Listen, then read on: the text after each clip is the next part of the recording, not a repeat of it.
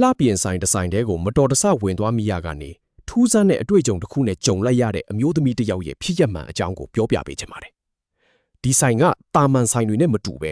မှန်တွေအများကြီးရှိပြီးကိုယ့်ရဲ့ပုံရိပ်ပေါင်းများစွာကိုတပြိုင်နက်မြင်နေရတဲ့နေရာမျိုးပါ။အဲ့ဒီနောက်ွယ်မှာဘလို့ကြောက်စရာကောင်းတဲ့လျှို့ဝှက်ချက်တွေရှိနေမလဲဆိုတာကိုအဆုံးထိနားထောင်ကြည့်ပေးပါ။2026ခုနှစ်ဧပြီလ20ရက်နေ့မှာလူသိများလာတဲ့ဒီဇက်လန်ကတော့ချင်းဆိုထားတဲ့အချိန်ထက်စောရောက်နေတဲ့အမျိုးသမီးတစ်ယောက်သပင်ညှက်ဖို့ဆိုင်တစ်ဆိုင်ကိုရှာရင်းနဲ့စတင်ခဲ့တာပါ။သူသွားမိတဲ့ဆိုင်ကအပြင်စင်ကတော့ခစ်မိပေမဲ့ဆိုင်ထဲရောက်သွားတဲ့အခါမှာတော့တကူလုံးတက်တူးတွေနဲ့နားတောင်းတွေအများကြီးတက်ထားတဲ့ဆိုင်ရှင်ကိုတွေ့လိုက်ရပါတယ်။ဒါအပြင်ဆိုင်ထဲမှာလည်းအမျိုးသားဖောက်သည်တွေကြီးပဲရှိနေတာကြောင့်သူအနှဲငယ်တော့လန့်သွားမိပါတယ်။သပင်ညှက်နေရင်းနဲ့ဆိုင်ရှင်ဖြစ်သူကသူ့ရဲ့အရင်ဆိုင်မှာကြုံခဲ့ရတဲ့ထူးဆန်းတဲ့အဖြစ်အပျက်တွေကိုစပြီးပြောပြပါတော့တယ်။အဲ့ဒီဆိုင်ကမှန်နေအားလုံးကိုတစ်ခုနဲ့တစ်ခုတဲတဲ့မျက်နှာချင်းဆိုင်ပြီးစီထားတာကြောင့်ကိုယ့်ပုံရိပ်ကိုအဆုံးမရှိမြင်နေရတဲ့ပုံစံမျိုးပါ။အဲ့ဒီဆိုင်မှာဆိုရင်ရေပိုက်ဒီကသူ့အလိုလိုပွင့်လာတာမျိုး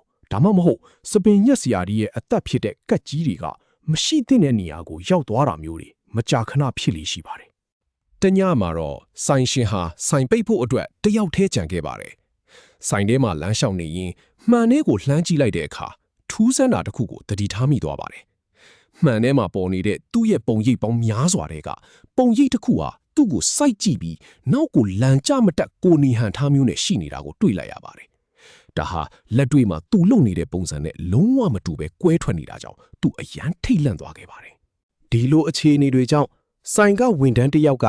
Dragon Ball လောက်အရွယ်အစားရှိတဲ့ကြောက်တလင်းလုံးကြီးတစ်ခုကိုဆိုင်မှာထားဖို့အကြံပေးခဲ့ပါတယ်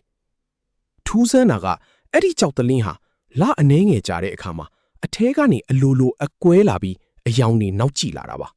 ။အဲ့ဒီအခါမှာကြောက်တလင်းပေးတဲ့ဆရာဆိုသူကပတ်စံတပြားမှမယူပဲအစ်စ်တစ်ခုနဲ့အမြဲလာလဲပေးတတ်တာကလည်းထူးခြားနေပါတယ်။ဒီနေရာမှာစဉ်းစားစရာရှိတာက